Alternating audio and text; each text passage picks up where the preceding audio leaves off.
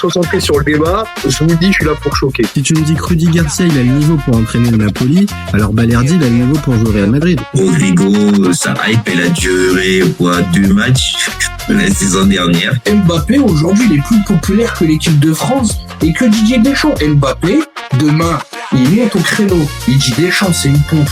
Il faut un changement d'entraîneur. T'es sûr que 48 heures après Deschamps, il va sauter. Mais je sais pas con, Dédé. Que Laurenti pense que le mec, il dépense 1 euro, il meurt. Je suis allé me faire la compil que ça dit. La compil, elle a duré 2 minutes, il n'y avait pas grand chose. C'est souvent les 3 bonnes tacles qui revenaient. Je me suis dit, attends, il y a que ça dans la compil.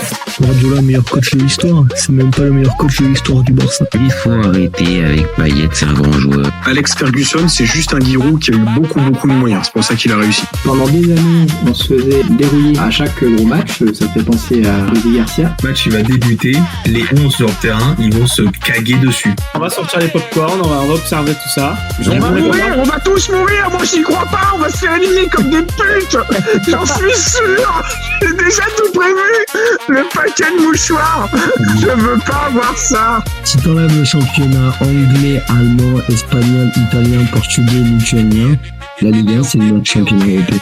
Mbappé, c'est un remplisseur de brouettes. Par contre, quand il faut aller trousser les grosses équipes, malheureusement, c'est lui qui se fait remplir.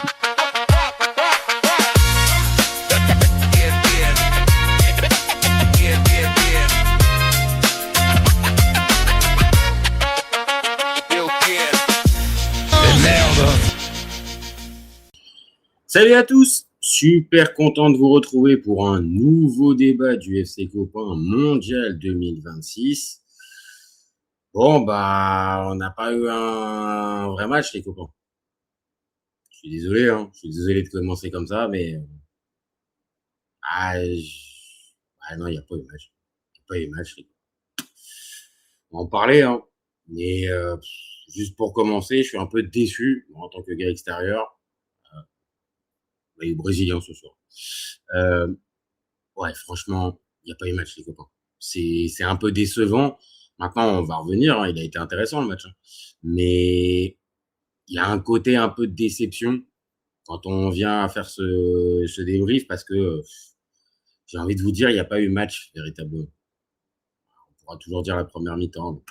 Bon, avant de commencer et de rentrer véritablement dans le débat, allez-y les copains, vous commentez, vous likez, vous partagez, donnez-moi vos avis, on fait le débat ensemble, c'est toujours plus sympa si vous êtes là. Enfin, comme je dis à chaque fois, si vous n'êtes pas là, je le ferai quand même et je ferai le débrief et avec plaisir. Mais c'est toujours plus sympa si vous êtes là. Voilà, et si vous découvrez la chaîne, allez-y, vous aussi vous pouvez commenter, liker ou partager à vos copains, ou vous pouvez aussi vous abonner à la chaîne. On a besoin de ça pour continuer de grandir. Bon, maintenant que j'ai dit ça, je place ce soir comme titre les Bleus largement au-dessus d'un Maroc frileux. Je pense, sans me jeter des fleurs, que j'ai bien résumé le match en fait. En tout cas, c'est la sensation que j'ai en ayant regardé le match là ce soir, c'est que les Bleus étaient largement au-dessus. Et en plus, le Maroc était frileux. Parce que ce qu'on aurait pu penser en voyant la compo, c'est que Wahabi avait un plan derrière la tête, donc se priver de son numéro 9. Alors ok, c'était pas son numéro 9 titulaire dont il s'est privé, c'est pas de Saïbari, c'est Brahimi, et on a compris, il a un rôle un peu pas différent, mais il a des qualités différentes d'un Saïbari. Je pense que voilà, c'est juste pour donner un avis, si Saïbari est apte à jouer, je pense qu'il ne part pas avec cette compo-là, avec Brahim Diaz. Alors là, c'est mis en pointe, mais il n'y avait pas d'attaquant de pointe, en fait. Il n'y avait pas d'attaquant de pointe, et puis on va être clair, les copains. La première mi-temps, elle s'est très, très vite résumée à un attaque-défense. Alors, attention, faut bien nuancer tout de suite. On n'est pas sur l'attaque-défense France-Paraguay. On n'est pas face au catcheur paraguayen. Donc là, on a joué au football. Les Marocains, ils ont joué au football. Le seul problème, c'est qu'on a vu très vite, mais très, très vite, en fait, ils passaient les 30-40 mètres adverses, ça devenait très vite, très très vite compliqué pour arriver à construire des actions, à, à accompagner le porteur du ballon et de se projeter en fait. Donc bien sûr que cette composition-là te permet d'avoir beaucoup de joueurs au cœur du jeu, donc de mieux contrôler peut-être cette possession de balle qui était très importante dans cette rencontre. Mais cette composition-là, avec en plus Talbi, El Khanous et Unai, on va dire en pointe haute, l'idée c'était de pouvoir garder le ballon le plus longtemps possible et peut-être de faire courir les Bleus. Je pense que c'était ça l'idée principale de Wahhabi. Je pense, hein. Je vois pas autre chose parce que sinon ça veut dire qu'il actait directement qu'en fait son équipe n'allait rien faire et attendre les pénaux. J'ai du mal à imaginer ça. Je pense que dans son esprit, c'est pas essayer de le défendre, hein, parce que là franchement ce soir j'ai pas compris et puis les résultats il va être aussi un peu pour lui. Hein. Mais je pense que dans l'idée de départ, c'était de faire tenir cette équipe du Maroc le plus longtemps possible dans la rencontre, évidemment. Mais avec ce plan de jeu-là, c'était de contrarier la possession de balle. Et à la mi-temps, malgré cette attaque-défense véritable, c'est le Maroc qui a la possession. Alors, c'est 51-49, mais on n'est pas sur une domination acculée dans leur surface de la part des Marocains. Donc ça essaie de reconstruire à chaque fois. Et en ça, je pense que la compo pouvait aider en fait. Et là où est arrivé très très vite le souci, les copains, c'est que je vous dis, c'est dès qu'on arrivait aux 30 mètres adverses, il n'y avait plus rien en fait. Enfin même pas 30 mètres adverses, on passait le rond central, voilà, clairement on va dire ça.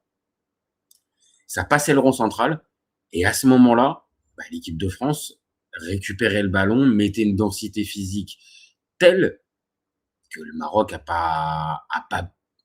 pas su, on va dire, développer son jeu. Je vais même pas dire une minute parce qu'il y a eu 2-3 moments.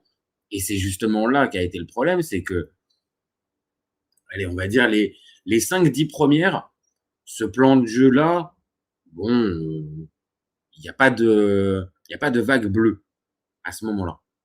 Parce que j'en parle pas, hein, mais l'équipe de France reste avec le système qu'on attendait, zéro surprise. Donc Koné continue au milieu de terrain à côté de Rabiot, la défense ou Upamecano, Saliba, Koundé, Digne. On a compris que maintenant c'est bon, Dédé, il ne changera plus sauf blessure ou suspension. Et au milieu, voilà, comme j'ai dit, Rabiot, Koné, et devant, Doué pour démarrer, Olise, Dembélé et Kylian Mbappé. Et en fait, cette équipe-là, elle semble tellement en confiance, sûre de son jeu et capable de répéter les efforts ensemble, que je vous dis, en fait, hormis les 5-10 premières, et je sais même pas, hein, mais ouais, si, allez, on va compter les 10 premières. Pendant les 10 premières, ouais, non, mais il y a quand même des arrêts de Bounou. Il y a quand même des arrêts de Bounou au bout de... Non, je vous dis ça, mais non, on voit très vite. Hein. On voit très vite, il y a 1 ou 2 arrêts de Bounou qui... un sur une frappe d'Mbappé et un autre sur une tête. On voit bien qu'en fait, le Maroc a décidé de subir.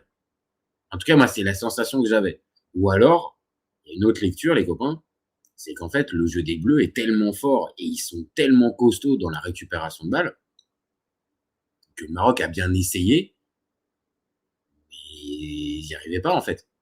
Ils n'y arrivaient pas. Et on va être très, très clair. Si on doit déterminer un joueur qui est passé à côté de son match côté équipe de France, je n'en vois pas un seul. Je n'en vois pas un seul. Tous dans leur rôle, ils ont été parfaits. Alors, il y en a certains qui sortent plus que d'autres, bien sûr. Mais il n'y en a pas un qui rate son match. Là où du côté marocain, j'ai trouvé certains joueurs, oui, un peu en dedans, en fait. Et que la charnière, forcément, Issa Diop, Moussaïr, je crois. Mazraoui, bon, on a vu que c'était du bricolage. Parce que dès qu'il y a eu une phase de transition, parce que c'est ça, en fait, aussi pour moi, un des tournants du match, c'est le péno. Alors on peut le lire à plusieurs échelles, hein, le péno raté d'Mbappé. On peut se dire que c'est un truc qui doit normalement beaucoup plus laisser dans le match les Marocains et les remettre dedans, les reconnecter, parce que le penalty, il est super bien arrêté par comment il s'appelle, par Bounou. L'arrêt que Bounou fait, énorme. Alors, on va forcément se poser la question je parle même pas encore là du temps qui a été pris, d'aller revérifier, d'aller remettre le ballon sur la ligne, tout ça. Je parle pas de ça. Je parle du moment où ça arrive. Au moment où ça arrive, le Maroc a le ballon dans le camp français. Alors, je vous dis pas qu'ils sont dans les 20 mètres adverses, mais plutôt dans les 35-40 derniers mètres. Et le bloc est assez haut. Tellement haut qu'en fait, il doit y avoir deux joueurs qui se retrouvent un peu en couverture. Et on va pas faire les malins, mais on en avait parlé en preview avec Reda sur la chaîne il y a 2 jours. On avait dit qu'évidemment, si le Maroc veut avoir la possession, attention de l'endroit où tu te trouves, parce qu'à chaque perte de balle, tu te fais transpercer. Et là, c'est ce qui s'est passé, les copains. Là, c'est ce qui s'est passé. La phase de transition avec Mbappé, waouh, c'est pas possible. Là, il y a faute directe et Mazraoui, il emporte tout. Et à ce moment-là, je pense que le Maroc a été tellement marqué par le fait on a essayé de jouer un peu plus haut, on s'est fait punir et derrière c'est péno direct. Je pense que ça a été là aussi la frilosité de Wahhabi à chaque momentum de match. Il a trop flippé. Et puis après, ses joueurs étaient aussi peut-être flippés. Je pense que c'est un ensemble. Mais ils étaient traumatisés par la perte de balle. Et vu la perte de balle qu'il y a pu avoir et les conséquences avec le péno, voilà. Bon, ça, c'est une chose. Maintenant, après, il y a le péno, comment il est tiré. Alors là, je vous le dis, il y a 2 choses. Le péno qu'on fait, à qui on met la pression au tireur. Enfin, c'est pas on met la pression, mais on ne lui laisse pas, on va dire, toute l'attitude pour respirer, se concentrer et faire son. Là, 3 fois de suite, non, le ballon, il est pas bon. Non, attends, non, on n'y va pas. Non, attends 2 secondes avant que je te donne mon feu vert. C'est pas une concentration optimale. Ça, c'est la première chose. Par contre, mais vous allez arrêter quand vos courses de merde? Pardon, mais vous allez arrêter quand? Quand est-ce que ça va s'arrêter, ces courses-là, pour aller, soi-disant, c'est-à-dire déstabiliser le gardien parce que, oh là là, il va s'arrêter. Putain, mais stop, vous vous déstabilisez vous-même. Là, le péno, il est pas bien tiré. Alors, il y a des excuses, comme je viens de le dire. Il n'a pas la concentration optimale parce que l'arbitre, franchement, fait n'importe quoi. Là, vraiment, il faudrait que je revoie, mais j'ai pas compris une demi-seconde ce qui nous a sorti l'arbitre et pourquoi ça a pris autant de temps pour tirer ce péno. Mais par contre, Mbappé, putain, sérieux, mais fais-nous une frappe, quoi. Fais-nous une vraie frappe et tu cours, tu fais ta course d'élan, je sais pas, même dans cette Coupe du Monde, dimanche soir, Harry Kane face au Mexique, putain, il te fait une vraie course d'élan, il te tire le ballon, le gardien était pourtant en plus bien parti, putain, ça fait filoche, quoi. Putain, mais stop, quoi. Vous avez déjà l'avantage d'être à 8,50 m pour aller tirer votre tir au but, pour faire votre tir au but. Putain, c'est bon, maintenant il faut s'arrêter. Et puis les gardiens en plus, ils doivent avoir les 2 pieds collés sur la ligne parce que sinon, attention, crise de majesté, on leur enlève, on refait tirer le péno. Ah, franchement, Kylian, là, t'es passé à côté, alors après, par la suite, hein, mais t'es passé à côté d'un doublé facile. En fait. Et même, je la place, même si on t'a pas mis dans les meilleures conditions pour tirer ce péno, je te jure que tu peux largement mieux faire, en fait. Là, vraiment, cette course-là, je te dis, ça t'a plus déstabilisé, toi, que le gardien. Et c'est pas le premier, hein. C'est pas le premier qui nous invente des courses comme ça et qui se foire complet. Donc, arrêtez. arrêtez. Maintenant, voilà, revenons un peu sur les événements de la rencontre. Et donc, quand on a le péno, en plus c'est juste avant notre fameuse pause fraîcheur, quand il y a le péno qui est loupé, on commence, hein, vous voyez bien sur le momentum, à avoir de plus en plus de situations chaudes pour la France. Et bizarrement, alors je vous dis pas que après la fameuse pause fraîcheur, il y a plus d'occasion française, mais les Marocains sont un peu mieux. Et ça va toujours dans cette fameuse théorie, les copains. L'équipe qui prend l'eau au moment de la pause fraîcheur, avant la pause fraîcheur, généralement bénéficie de ce petit temps mort pour être en tout cas un peu mieux. Là, je vous dis pas que les Marocains ils se sont projetés devant parce qu'ils n'y arrivaient pas, puisque ce qu'on a vu pendant les 25 premières et avec la phase de transition ratée, je préfère vous dire que là, derrière, les Marocains, ils sont plus repartis à l'abordage. Alors, plus repartis du tout. Alors que c'est dommage. Dans les remontées de balles, on voyait bien la qualité technique. Donc, pour tous ceux qui vont nous expliquer que ce soir, le Maroc, c'était comme le Paraguay, non, mais arrêtez, ça n'a rien à voir. C'est juste pour moi, ils ont essayé. Mais le peu de fois où ils ont essayé, c'était trop fort en face. C'était trop fort en face. Et il n'y a eu aucun secteur. C'est ça aussi peut-être l'enseignement principal du match. Il n'y a eu aucun secteur. C'est même pas où le Maroc a remporté la bataille. C'est aucun secteur où le Maroc a été en capacité de faire le match. Ils ont pris l'eau partout. Le milieu de terrain, on avait dit que ça allait pouvoir être peut-être une arme, parce que on le dit, on le voit bien même sur la compo, les copains. Si on regarde le schéma tactique, on peut voir que c'est un 4, enfin il y a que 2 milieux de terrain véritables à la récupération, Rabiot et Koné. Là où, même si on pourrait se dire que c'est pareil du côté marocain, Unai participe beaucoup plus au jeu et au jeu sans ballon ou aux tâches défensives plus qu'un Olise, par exemple. Donc, pour moi, je pense malheureusement que cette bataille du milieu de terrain, alors que t'es un peu plus en nombre, elle a été gagnée parce que Koné fait un match énorme. Énorme. Vraiment, au milieu de terrain, c'est lui qui a rayonné. C'est lui qui a rayonné. Et Boadi et El Ainaoui, on a vu que, oui, ils n'étaient pas à ce niveau-là, en fait. Alors, c'est pas qu'au niveau de Koné, c'est juste au niveau de ce qu'exige un quart de finale de Coupe du Monde. Maintenant, on peut être quand même un tout petit peu indulgent pour les deux. Je vais même dire encore un peu plus pour Boadi qui débute dans cette équipe, véritablement sa première grande compète. Mais il a vu ce soir le chemin qui reste encore à parcourir pour être au niveau d'un Rabiot et d'un Manu Koné. Donc, c'est pas forcément négatif, c'est juste que la photographie fait mal parce que le clash des deux, on va dire des deux doubles pivots qu'il y a, Rabiot, Koné, El Ainaoui, Vicis El Ainaoui, Boadi, très clairement il a viré en faveur largement là aussi de Koné. Alors par contre, Shadows, la première phrase, pas de problème, tu peux continuer de dire que le Maroc est meilleur que la France, c'est ton avis. Par contre, le deuxième message, il sera banni tout à l'heure, donc s'il te plaît. Voilà. Reste sur le match, c'est quand même bien vu.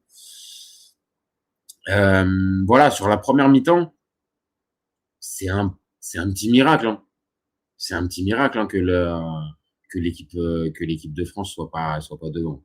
Parce que déjà, je l'ai dit, il y a ce pédo, mais dans l'expression collective, on sent que les Bleus, ils sont au-dessus. Ils sont au-dessus et à ce moment-là, le seul espoir que j'ai, moi, pour les Marocains, c'est de me dire peut-être que Wahabi va tenter quelque chose en seconde période, qu'il a vu les limites, on va dire, de ce fameux schéma tactique sans numéro 9, et que là, tu vas tenter quelque chose. Et que là, tu vas envoyer, oui, peut-être Raïni. À ce moment-là, tu vas peut-être le faire rentrer pour donner un tout petit peu plus de profondeur à ton jeu et de permettre à ton bloc un tout petit peu de remonter parce que là, ils étaient beaucoup trop sous l'eau, en fait. Malgré la possession de balle qui était à leur faveur, ouais, ils étaient trop sous l'eau, on va dire, à compenser, à aider le copain. Alors par contre, hein, ça c'est vrai, hein, ça c'est pas à minimiser. Vraiment, la première mi-temps, collectivement, le Maroc, ok, ne se procure aucune occasion. Je sais pas, je crois qu'il doit y avoir un corner et je sais même pas s'il y a un tir. Donc vraiment offensivement, non. Par contre, défensivement, ce qu'ils font, c'est très, oui, c'est pas spectaculaire parce que c'est du jeu défensif, mais c'est de la prise à deux, comme j'ai dit, c'est du placement, c'est la bonne attitude collective. Et c'est pour ça que je me dis, moi, à la mi-temps, ok, le Maroc s'est fait bouffer, ils pourront pas faire pire en deuxième, donc forcément, il va les recadrer, et peut-être qu'il va faire un changement en essayant, bah voilà, Raimi peut-être, ou au moins tenter quelque chose, parce que dans cette configuration-là, hormis tenir, je voyais pas ce qui était possible. Pas de changement à la mi-temps. Bon, logiquement, notre ami Dédé, il nous a fait aucun changement de son côté. Et puis on repart sur la même chose en fait. On repart sur la même chose avec une équipe de France qui continue d'essayer de faire mal à cette équipe du Maroc, mais on les sent un peu. Voilà, ça n'a pas duré très longtemps, hein. Mais pendant l'espace de 3-4 minutes, on voit un Unai plus proche de la surface, on voit des tentatives d'enchaînement. On sent que, je sais pas, il y a pas un frémissement, hein, calmons-nous, mais il y a un petit quelque chose qui est tenté. Il y a un peu dans l'attitude, il y a quelque chose qui est tenté. Mais ça reste, évidemment, si on regarde d'un œil extérieur et qu'on ne prend pas en considération les forces en présence, oui, c'est pas énorme hein, ce qu'ils font les Marocains. Mais par rapport à cette première mi-temps, moi je suis désolé, il y a un peu plus d'ambition. Voilà, c'est juste que le bloc, il est peut-être plus aux 40 mètres, il est aux 50 mètres et ça se joue un peu au milieu de terrain et le Maroc a fait 2-3 incursions, 2-3. Je pas dit, voilà. Et puis bah, malheureusement, en fait, ça va tenir quoi, un quart d'heure? Un quart d'heure, ouais, c'est ça. Parce que le premier but arrive à la 60e de la part de Mbappé. Et en fait, comme très souvent dans ce type de match, hein, l'équipe défensive, elle prend le but. Bon, maintenant, qu'est-ce qu'elle fait pour réagir? Donc, là va être le vrai dilemme de Wahhabi et du Maroc. Mais parlons 2 minutes quand même. Hein. Parlons 2 minutes de ce que nous a fait Mbappé, parce que bien sûr, Mbappé, il loupe ce péno. Voilà. Le péno, on va pas se mentir, ça peut être un gros momentum de match, surtout comme on l'a dit, face à une équipe comme ça qui joue derrière. Mais derrière, ce qui va sortir, les copains, le but qui va marquer. Alors après, hein, je sais, il y en a qui sont pas fans, et je peux comprendre, et je peux entendre. Pas de souci, les copains. Ça s'entend. Maintenant, le but qui va marquer, un but de classe, les copains.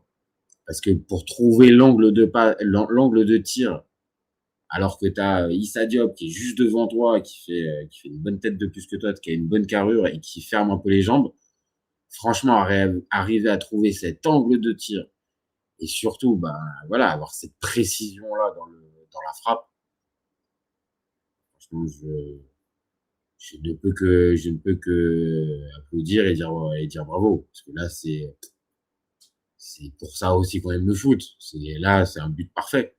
But parfait. Et Bounou qui faisait jusqu'à présent sans faute. Là, honnêtement, oui, alors peut-être que s'il est un peu mieux placé, mais il est un peu masqué, et puis il peut faire confiance aussi un peu à sa défense. Donc, franchement, Bounou, non, là, on peut rien lui dire. C'est juste la frappe, elle est parfaite. Elle est parfaite. Donc, le geste est exécuté par Mbappé, pardon, est parfait. Donc là, on peut juste, je te dis, voilà, s'incliner et dire bah, bravo, bravo, bravo, talent, talent. Et en plus, ça fait écho au péno loupé, quoi. Donc, ok, j'ai loupé mon péno, je reviens, et même sa première mi-temps, hein, dans l'ensemble, elle est bonne, hein. Il loupe des trucs. Il y a encore ce problème d'efficacité dans le dernier geste, parce que, voilà, hein, si vous voyez bien, les stats, elles sont véritablement en faveur de l'équipe de France. Mais 22 tirs, t'as marqué que 2 fois. Un petit problème d'efficacité. Amine DZ, salut copain. Salut à toi. Qu'est-ce que tu as pensé du match? Est-ce que tu as vu le match? Est-ce que tu es d'accord avec le titre? Est-ce que tu penses aussi que le Maroc était trop frileux? Parce que c'est de ça qu'on va parler dans quelques minutes. Voilà, donc à partir du moment où il y a l'ouverture du score, bah logiquement, Wahhabi est obligé là de tenter quelque chose. Là, il n'y a plus de choix. Ah, franchement, il n'y a plus de choix. Tu peux plus continuer de faire ça parce que là, le momentum de match est plus en ta faveur. Donc, la France, si tu continues à jouer comme ça, bah, elle fera rien. Même si elle est plutôt proactive dans ce mondial, mais elle aura plus aucun intérêt à aller presser et à aller chercher d'aller marquer. Donc, il faut que tu tentes.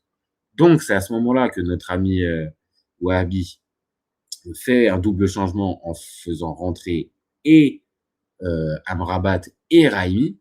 Donc, enfin, le numéro 9 qui rentre. Et derrière, Bouhaddi qui sort. Alors, on pourrait se dire, ouais, Bouhaddi, pourquoi le sortir?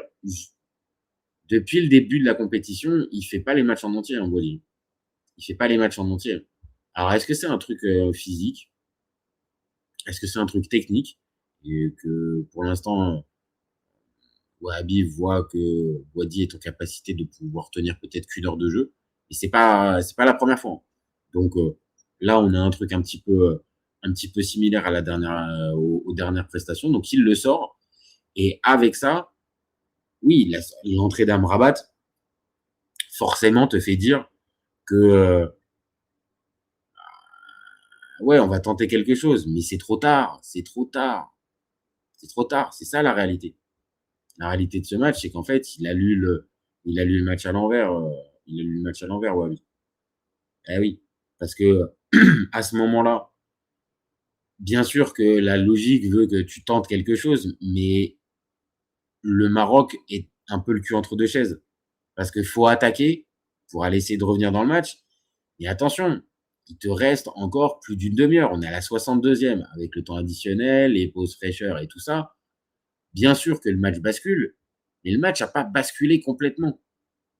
Donc, il y a, je pense à ce moment-là, alors sauf si ça a été évoqué à la mi-temps avec les gars, si on prend un but, je ferai tel et tel changement et on partira comme ça, j'espère. Mais on a senti que pendant justement 5-6 minutes, le Maroc savait pas trop en fait. Faut attaquer, faut défendre, parce que attaquer très bien, mais ils ont été marqués. Ils ont été marqués par, je l'ai dit, la phase de transition qui se prennent en début de match.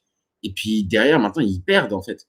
Donc, ok, il faut attaquer, mais de l'autre, attention, si tu laisses des espaces à cette équipe de France, tu vas vite le regretter. Et puis, bah, logiquement, les gars, si t'es le cul entre deux chaises avec cette équipe de France, ah, mais elle va te sanctionner, mais direct.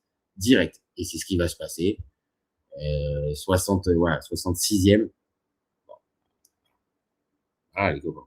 Ah, Dembélé, tu lui laisses le temps de pouvoir se mettre sur son bon pied, d'armer sa frappe et de mettre une vraie, c'est pas une magnifique frappe, mais c'est une frappe super bien placée. Pour le gardien, c'est horrible à aller chercher ces ballons-là. Et là, en 6 minutes, les Bleus, ils ont plié le match. Parce que là, à 2Z, alors là, trouvez-moi des gars, hein, les copains, je veux bien les rencontrer. Trouvez-moi des gars qui avaient encore un espoir pour l'équipe de France, pour l'équipe du Maroc. Parce que là, à 2-0, 66e, avec ce qu'on avait vu, alors franchement, vous êtes motivés, hein, si vous aviez encore de l'espoir. Là, le match, il bascule complet. Et là, c'est horrible parce que tu peux te dire que c'est en 6 minutes que ta Coupe du Monde, en fait, elle s'arrête. Maintenant, ça, c'est factuellement. C'est si on regarde le tableau d'affichage. Voilà, si on regarde le tableau d'affichage, oui, en 6 minutes, l'équipe du Maroc a dit au revoir à cette compétition. Maintenant, si on est très honnête, les copains, c'est pas juste sur ces 6 minutes-là. C'est aussi sur la composition d'équipe qui, à ce moment-là, bah, s'avère complètement foireuse. Parce que là, maintenant, ça y est, on a compris. Quand tu te retrouves à 2-0, 66e, pas une occasion, bon, bah, tu t'es rendu compte que là, c'était raté. Et les fameux remplacements d'Amrabat à la place de Bouhaddi et de Raimi à la place, Raimi, il rentre à la place de qui déjà? À la place d'El Khanous, bah, ça n'a rien donné, en fait. Ça n'a rien donné. C'est pas, c'est, voilà, l'équipe de France continue, on va dire, d'avoir plus ou moins la maîtrise, malgré les 2 buts. Alors oui, après, dans le dernier quart d'heure, ouais, je sais pas quoi, je sais pas quoi dire. Le dernier quart d'heure, oui, on sent que là, de toute façon, le momentum est terminé, donc l'équipe de France est au-dessus. Donc j'ai du mal à évaluer vraiment le dernier quart d'heure. Pour moi, oui, il va y avoir des changements. Le Maroc va se montrer un peu plus, mais voilà, je le dis très clairement, le match à ce moment-là a tourné. Donc quand le match a tourné, 2-0, on arrive gentiment, il y a la deuxième pause fraîcheur et tout ça. Bon, compliqué. Alors, Maimouni, Artifartan, ouais, bon, t'as envie de nous mettre des points de suspension. Faut comprendre, tu dois être un peu déçu. Laouni, salut mon copain. Il y a clairement main sur l'action de Rabiot, une blague de pas le siffler. Je serais bien curieux de voir la même action pour le Maroc. Si l'arbitre siffle ou pas derrière, il y a une intervention. Sur l'action de Rabiot, mais sur quoi? Sur le but? J'ai pas vu ça. Tu me donnes un truc, hein, Laouni, hein, je l'ai pas. J'ai pas vu la main sur l'action de Rabiot. Ah oui, mais il y avait coup franc. Il y avait coup franc, non? Sur cette action, si c'est ça que je vois, oui, il y avait coup franc. Donc de pas siffler ça. Pour moi, parce que pour moi, elle avait été sifflée, cette main. Bon, écoute, je sais pas. Dis-nous en commentaire, mon copain. Voilà, donc oui, le dernier quart d'heure, bien sûr, l'équipe de France, bah en plus Didier Deschamps, il va faire comment? Il va faire rentrer les copains. Hein. Ah ouais, hein. Il va faire rentrer Mateta, il va faire rentrer Zahir Emery. Ah non, Mateta, c'est un tout petit peu après. Il va faire rentrer Zahir Emery. Alors c'est cool, parce que franchement, Zahir Emery, je pensais qu'il avait comment? Il avait perdu sa trace, parce que vu qu'à l'Euro 2024, il n'avait toujours pas fait jouer. Là, 2026, on était au quart de finale, il n'avait toujours pas fait jouer, donc cool, c'est bien. Il a compris que Zahir Emery pouvait l'aider dans son match, dans sa gestion de match et même dans sa Coupe du Monde. Et plutôt bonne entrée de Zahir Emery. Après, je pense que Koné a marqué des points ce soir par son gros match. Donc voilà, mais c'est bien de le voir un peu. Alors à 77, alors je pense que c'est ce qu'on va entendre pendant plusieurs jours parce que là, forcément, ça va être la le grand débat. Le grand débat, est-ce que Kylian est blessé ou pas? Comment va-t-il? Tout ça. Bon, je pense que pour moi, c'est plus par précaution qu'il a eu l'air de sortir. J'ai pas senti vraiment qu'il était de mon poste de thé, pas vu vraiment qu'il était sans dessus-dessous. Je pense plus que c'est par précaution, et ce qui est plutôt logique. Il y a une demi-finale qui se procure et qui se profile normalement contre l'Espagne, qui peut, pour moi, être une finale avant l'heure. Bon, je pense que s'il est pas à 100%, qu'il sorte. Franchement, qu'il sorte, ça change pas grand-chose. Maintenant, je pense que oui, J'anticipe peut-être, hein, peut-être que dès ce soir, ça va être enlevé. Mais je pense qu'on va on va nous le screener pendant un bon moment avec est-ce qu'il va être là, est-ce qu'il va pas être là, est-ce qu'il va pas être là, est-ce qu'il va pas être là. Bon, je sais pas. Je pense que il y a pas lieu de s'inquiéter véritablement. On a Barcola qui rentre à la place de Doué. Donc ça, maintenant, c'est devenu un classique pour amener un peu de vitesse. Et puis, Barcola a deux, trois situations hein, sur la fin. Parce que c'est un peu décousu, la fin. Je vous dis, le Maroc essaie d'attaquer un peu, mais c'est brouillon. Donc, ça fait sortir un peu tout il y a eu un peu de coaching. Enfin, pas de coaching, mais de gestion des temps de jeu de la part de Deschamps, plus que pour les autres matchs. Il y a même Gusto qui est rentré à la place de Koundé, donc 4 changements, là où de mémoire il en avait fait que 2 contre le Paraguay. Et pour le Maroc, on a l'impression un peu à ce moment-là qu'il tente un peu le tout pour le tout, mais sans vraiment grosse conviction. Après, voilà, donc on a El Ouadi qui rentre à la place de Salah Eddin, Jessim Yassine qui rentre à la place de Brahim Diaz. Brahim Diaz intéressant le tout début de match, mais il a affaibli au fur et à mesure de la rencontre, et on l'a plus vu. Et il a même fait rentrer Amin Zbahi à la place de Talbi en toute fin de match. Mais je vous dis, voilà, à partir de la 66e, le match, il est fini, quoi, en fait. Donc, j'ai dit, c'est horrible pour les Marocains parce qu'en 6 minutes, ta Coupe du Monde, elle vrille.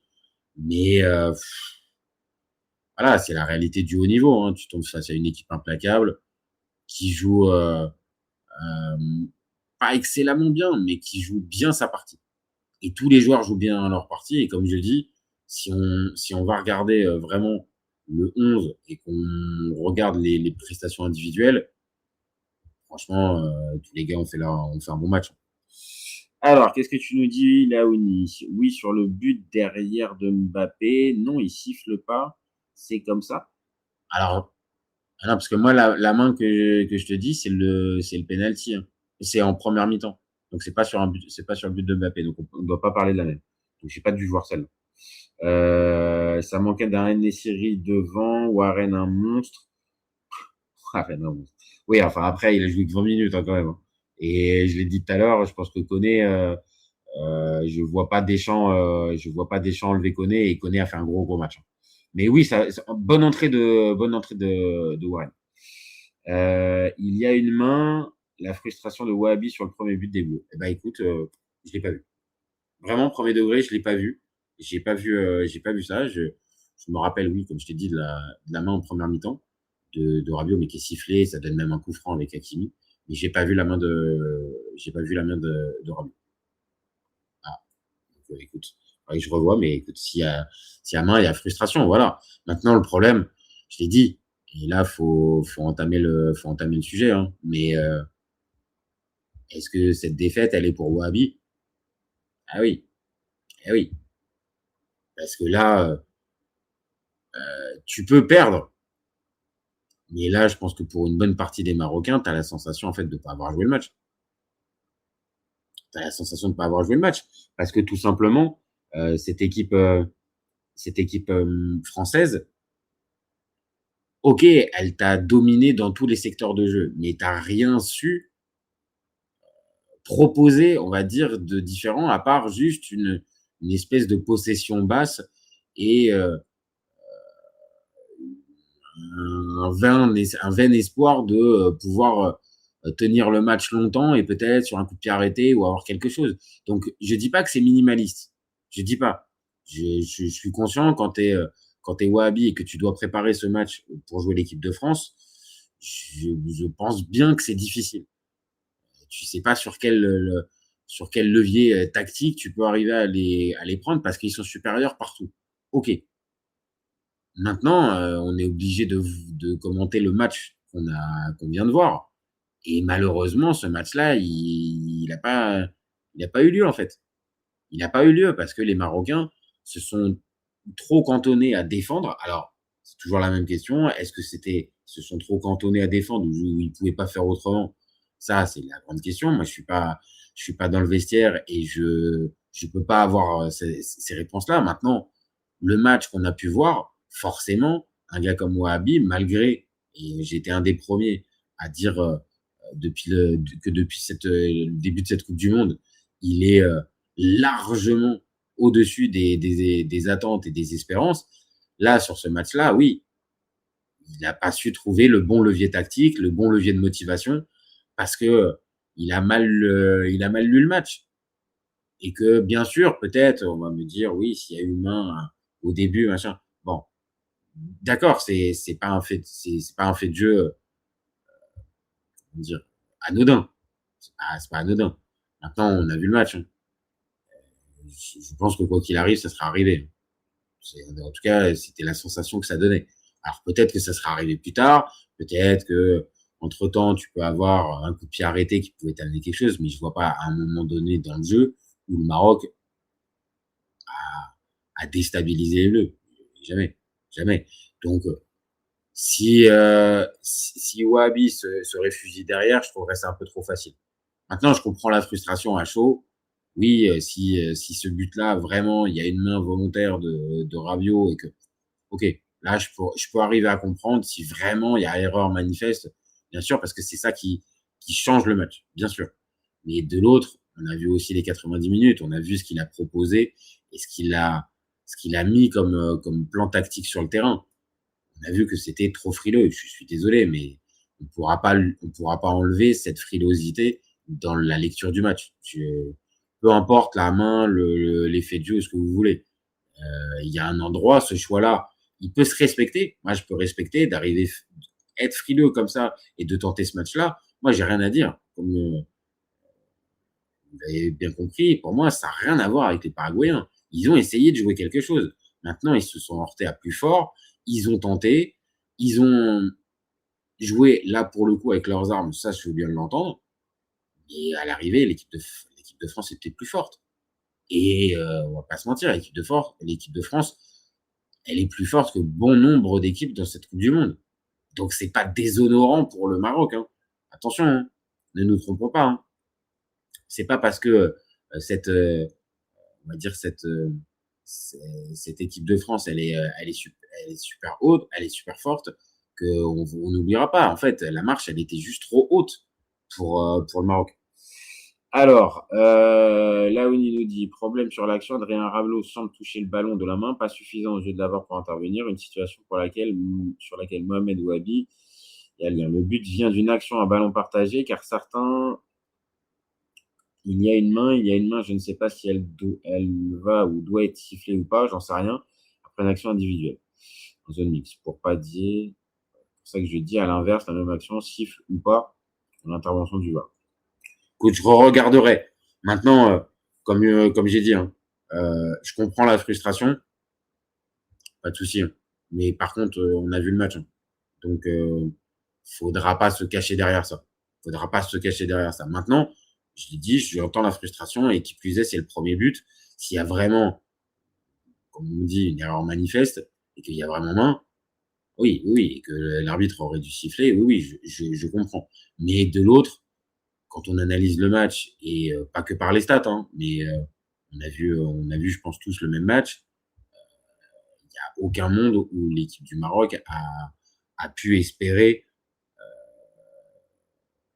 même tenir. Excusez-moi, hein, je vois pas. Hein.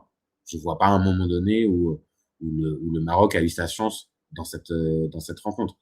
Mais forcément, oui, comme tu me dis, oui. Si ça siffle, si c'est sifflé, il n'y a pas pion, forcément le match se dessine pas de la même manière. Oui, il se dessine pas de la même manière. Maintenant, je reviens à la même chose. C'est que le Maroc était pas dangereux une demi-seconde et on était beaucoup plus proche d'une ouverture du score des Français plutôt que le Maroc. Maintenant, je te rejoins. Si vraiment, pareil, hein, moi je l'ai pas en tête. Donc je vais pas inventer un truc, je vais pas t'inventer une réaction alors que je l'ai pas vu. Mais s'il y a vraiment main et que c'est vraiment délibéré et tout ça, ah oui, je peux comprendre que là les Marocains puissent être plus que furieux après la rencontre.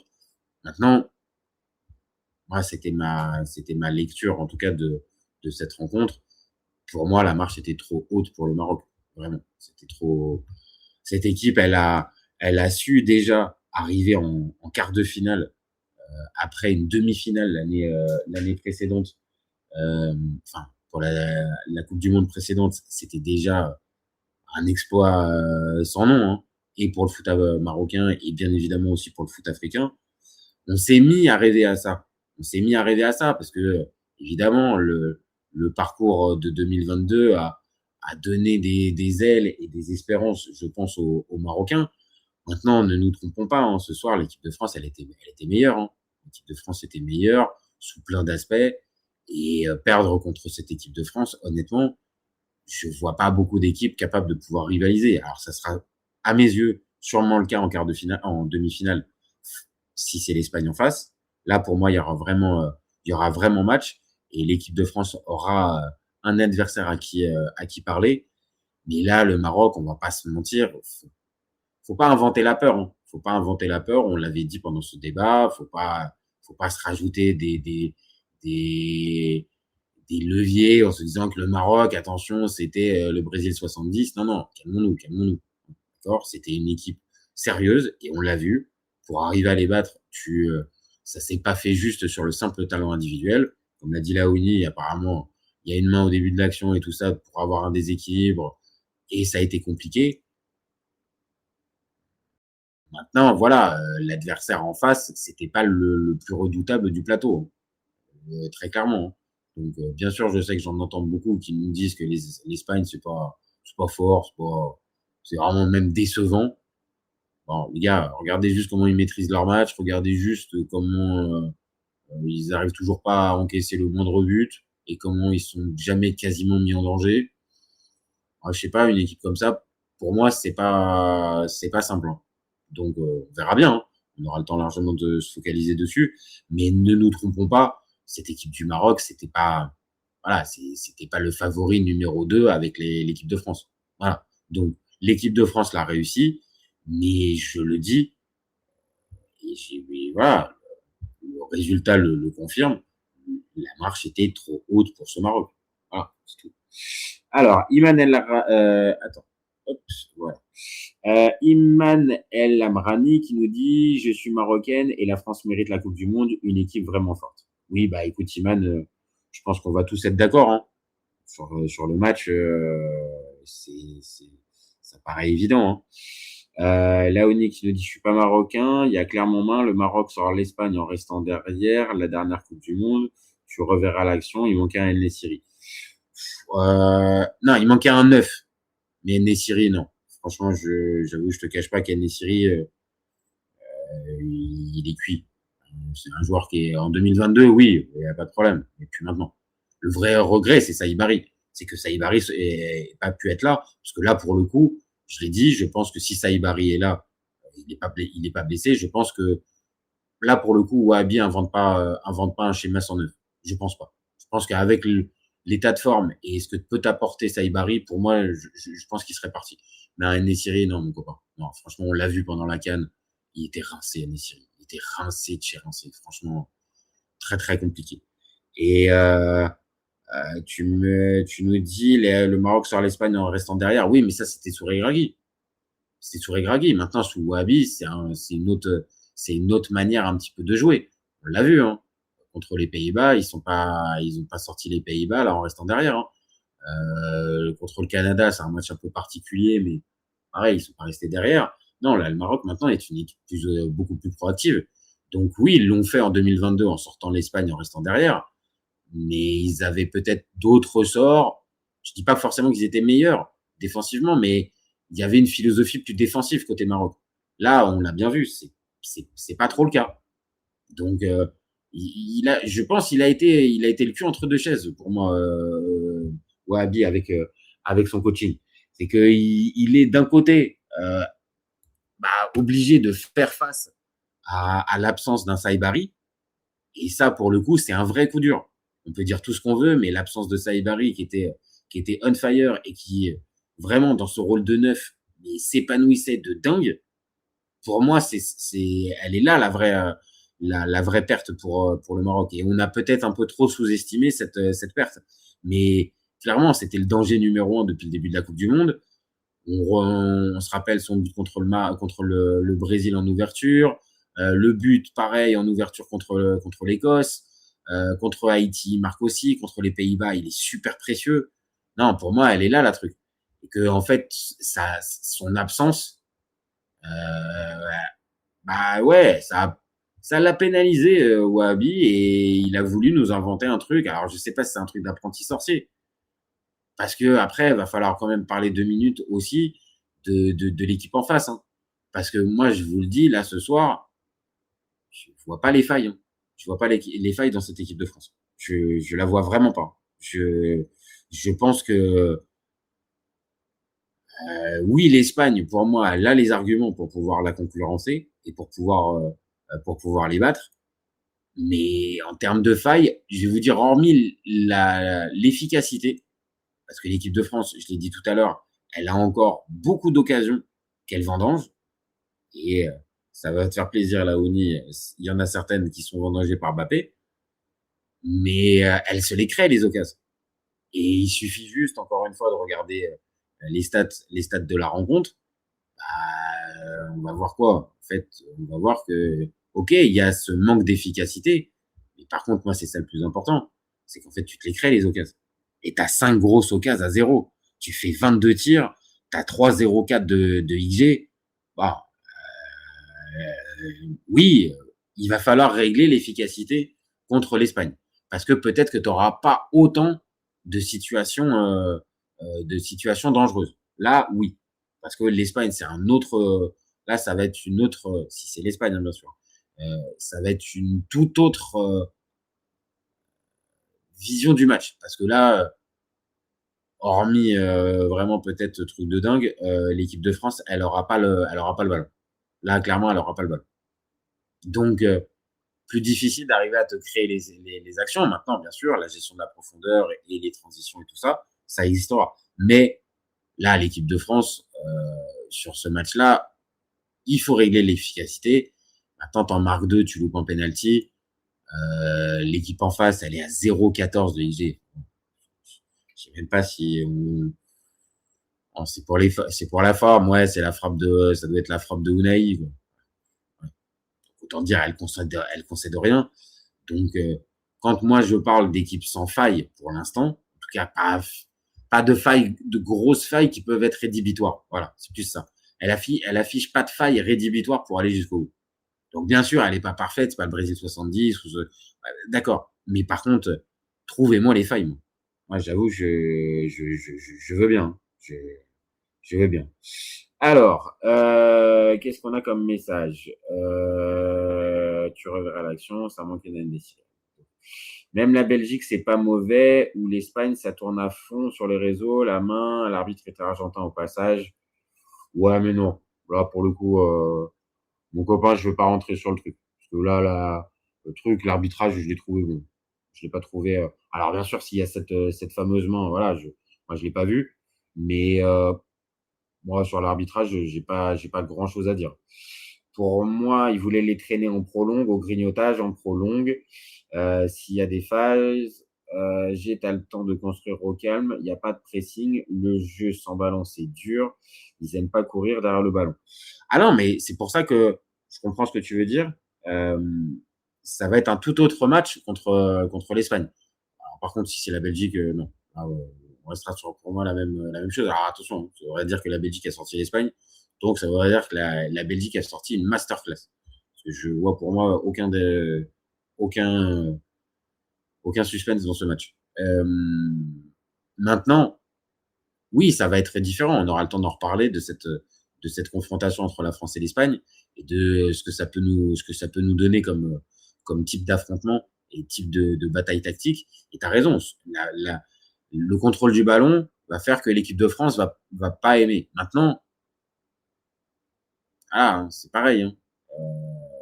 L'équipe de France est capable, par sa qualité technique, avec son 11 là, de pouvoir rivaliser techniquement avec les Espagnols. Hein. Alors, pas sur la conservation de ballon, pas de problème. Par contre, sur les remontées de balles et même sur des phases de construction, là, clairement, t'as 4 joueurs de très haut niveau devant. Ouais. Maintenant, j'ai envie de le voir. Ça aurait été encore mieux si ça aurait pu être en finale, perso. Mais pour une demi-finale, je signe. Perso, je signe. Mais moi, c'est ma sensation, en fait, en voyant ce soir. Peut-être que, OK, l'adversaire en face n'était pas assez clinquant et pas assez fort. OK, bah, on a vu, pas de problème. Mais pour moi, cette équipe de France, hormis l'efficacité, je vois pas de faille.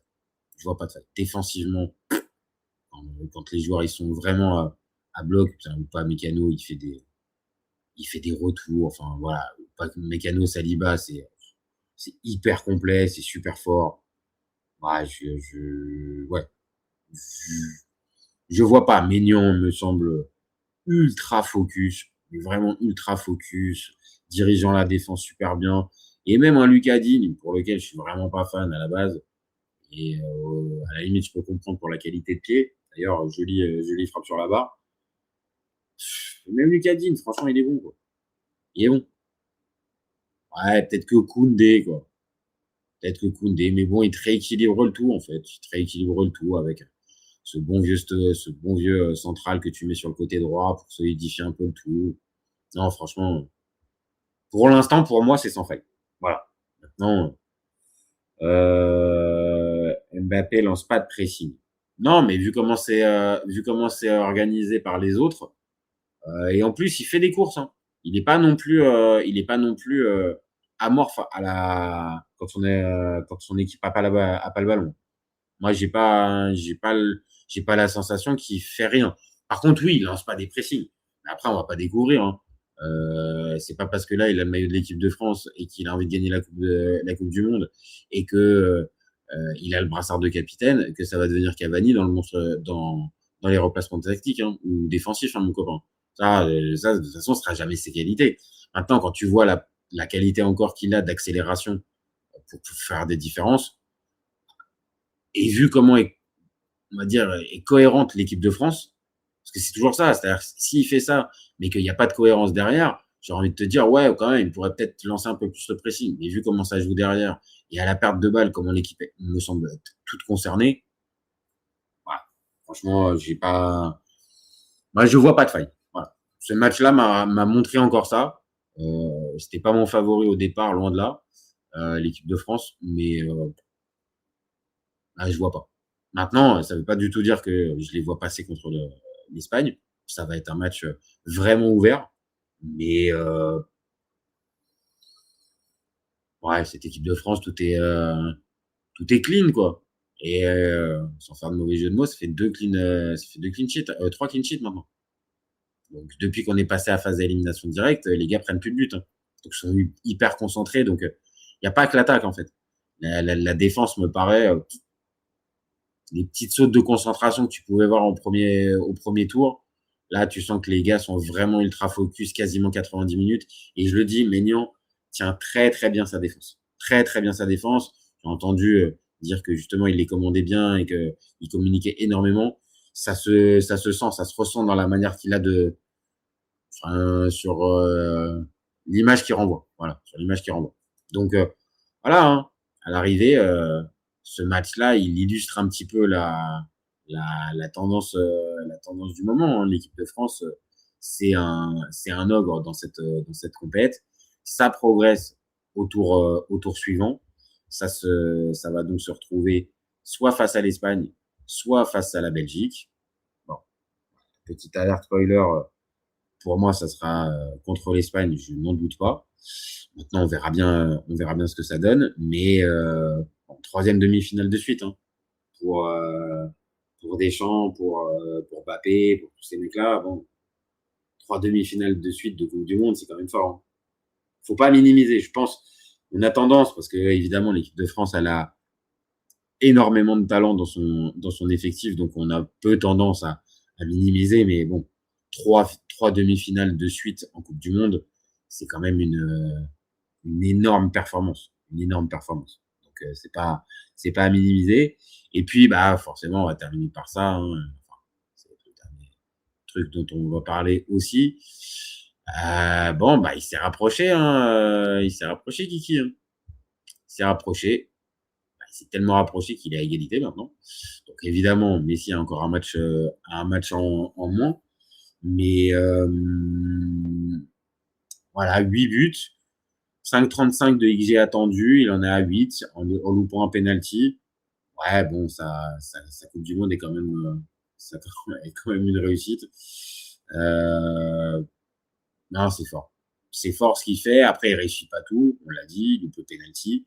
Il le tire très très mal parce que, ok, il est déstabilisé. Ok, ça je peux entendre. Par contre, la course d'élan pour aller nous pondre cette frappe-là, non. Là, par contre, c'est pas entendable. Là, vraiment, c'est pas entendable. Mais on a fait le débat tout à l'heure cet après-midi sur la chaîne. Allez voir ce qu'on a déterminé comme meilleur buteur de cette fameuse Coupe du Monde 2026. Bon, on était parti sur Mbappé meilleur buteur. Bon, je vais pas vous dire que ce soir il a mis tout le monde d'accord, hein, parce que comme j'ai dit, il aurait pu en avoir 2. Hein.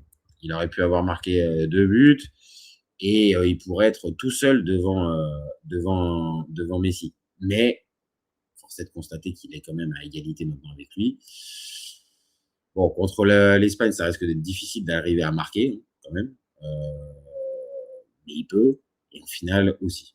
Donc, ça reste quand même bien parti pour Mbappé. Bien parti pour ce truc. Ah oui, tout dernier truc. Désolé, hein, mais je suis honnête. Toujours un petit peu indulgent sur ça, mais quand même honnête. Bon, 5,5, hein, je mets comme note pour ce soir. Je vais pas à plus parce que pas se mentir non plus, le suspense il a pas duré non plus super longtemps, et même tant qu'il y avait 0-0, ouais, pas dingo. Je trouve que oui, 5,5, c'est voilà, on s'est pas ennuyé parce qu'il y avait un intérêt pendant une bonne heure de jeu, mais je l'ai dit, à partir du moment où on a le deuxième but de Dembélé, ouais, c'est quand même réduit le suspense. Et oui, t'as raison, Laouni, meilleur match de Dembélé, bah ouais, il y a le but, plus connecté au jeu, plus impliqué dans on va dire dans l'animation offensive. Donc après, je trouve il est un peu sur courant alternatif depuis le début de la compète. Il te fait un match extraordinaire contre la Norvège avec un triplé, je sais pas, en 25 minutes, je sais pas combien de temps. Donc là, tu te dis vraiment, ça y est, il a lancé la Coupe du Monde. Après, oui, c'est un peu plus compliqué. Maintenant, il y a des momentum de match. Voilà, Mbappé est là aussi pour prendre beaucoup des buts offensifs, des actions offensives, et il monopolise beaucoup de XG pour le coup, ou de buts. Mais j'étais un peu entre les deux. Et là, ouais, meilleur match. Et puis évidemment, même si un joueur comme Dembélé, tu peux pas te résumer qu'à ça, mais forcément le fait d'avoir staté dans ce match-là rajoute le côté positif dans son match, parce qu'en plus ça arrive à un moment où, oui, voilà, 6 minutes avant, il y a eu l'ouverture du score de Mbappé, tu viens marquer le deuxième but. Bon bah oui, on va pas se mentir, notre ami Dembélé, à ce moment-là, il clôture le match. Par contre, bien sûr, très utile, toujours très beau joueur de ballon, il n'y a rien à dire. Mais par contre, Olise, ça veut pas, quoi. Olise, le but, ça sera pas pour lui. Ça sera pas pour lui. Je crois que cette Coupe du Monde, il est maudit, le pauvre. Bon, après, l'important, c'est qu'il est encore très, très positif et très bon dans le jeu avec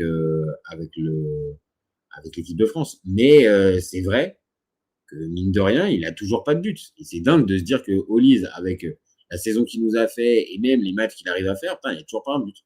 Toujours pas un but. Et que nous dit Doué aussi, bon match. Ouais, alors un peu moins quand même. Un peu moins. Je suis un peu... il a essayé, hein. Je dis pas, il s'est pas caché. Hein. Mais Doué, son match, non, est pas dingo non plus quand même.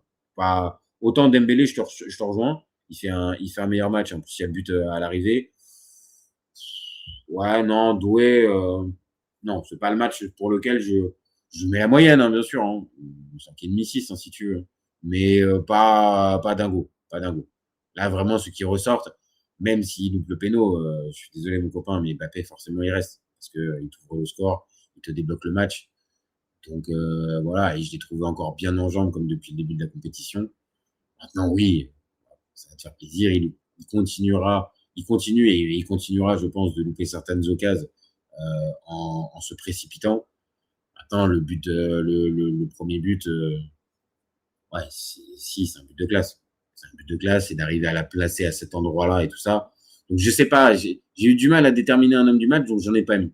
Parce que j'avais du mal à mettre Mbappé, sachant qu'il a loupé le péno au début de match et que, oui, le péno peut coûter cher. Mais, voilà, de l'autre, ça aurait pu être lui. Dembélé, pas assez, malgré son but et son match positif. Moi, limite, je vous aurais dit Koné, hein. Koné, il a fait un match énorme. Vraiment, dans l'impact, dans l'intensité, il a bouffé El Ainaoui et Boadier. Vraiment. Mais c'est pas sexy, Koné. Si je vous dis meilleur homme du match, Koné, vous allez me dire non. Mais moi, je serais parti là-dessus parce que Mbappé, j'y arrive pas. Parce que il y a un péno loupé, donc même si tu débloques le match, je peux pas.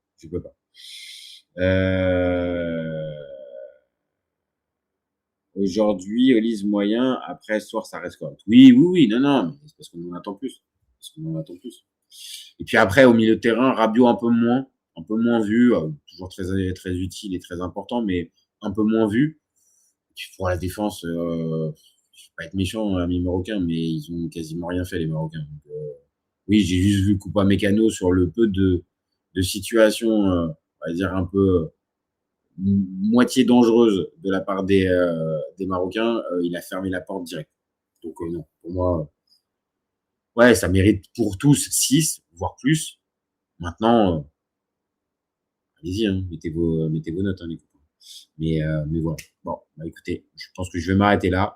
Une bonne 1h05 de débrief pour ce France-Maroc. Je pense que là on a fait le tour. Merci à Laouni. Merci à toi d'avoir participé et d'avoir donné tes infos et puis même carrément tes infos. On remercie Amine DZ, Maïmounet Fartan, Shadow X pour ton premier message, pas ton deuxième, mais c'est bien, il y en a plus après, donc c'est très bien. Et merci aussi à Imran El Lamrani pour tes messages. Voilà, merci à tous les copains. Le live va être dispo en replay dans quelques minutes. Dispo aussi en podcast sur la chaîne. Donc Spotify, Deezer, Apple Podcast, toutes les plateformes, on y est. Donc vous pouvez aussi commenter, liker, vous abonner parce qu'on a toujours besoin de ça et on a toujours besoin que ça continue de grandir. Donc allez-y les copains. Et puis si vous êtes déjà abonné, vous savez ce que je vais vous dire. Vous gardez en tête que ces copains, on est ouvert toute l'année. Encore plus pendant le mondial 2026. Ciao les copains. Ciao.